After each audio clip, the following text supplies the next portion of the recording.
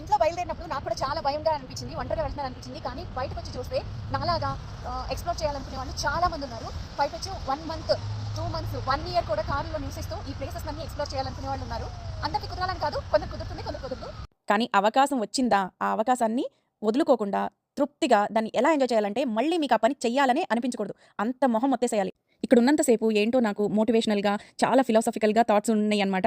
Maybe ఇక్కడికి రావటం అంటే చలిలోకి, ఇలాంటి మంచులోకి వచ్చి ఆడటం ఇదంతా సహజమే అయ్యుండొచ్చు. కానీ నాకిది సాహసం అని అనిపించింది. ఎందుకంటే నేను ఎక్కడ ఆగుతానో తెలీదు. నేను ఎళ్ళే దారిలో వాతావరణం ఎలా ఉంటుందో తెలీదు. జస్ట్ కార్ తీసుకొని నాకు కావాల్సిన ఈ సామాన్లు పెట్టుకొని వచ్చేసానంతే. దారిలో నేను పడిన కష్టానికి ఇక్కడికొచ్చిన తర్వాత అంత థ్రిల్‌గా ఫీల్ అయ్యాను నేను. ప్లీజ్ నన్ను నమ్మండి. ఇంత పెద్ద సాహసం కాకపోయినా చిన్నదైనా సరే రోజులో కనీసం అరగంటైనా సరే మీకు నచ్చిన పని మీకోసం మీరు ఏదన్నా చేసి చూడండి. ఎంతో ఆనందంగా ఉంటుంది మీకు. ఎంత ఎనర్జీ వస్తుందో. మొత్తానికైతే ఈ రోజు, ఈ క్షణం మళ్ళీ మళ్ళీ అయితే రాదు. మీరిచ్చిన మనోబలంతో నేనైతే ఏదో సాధించానండి.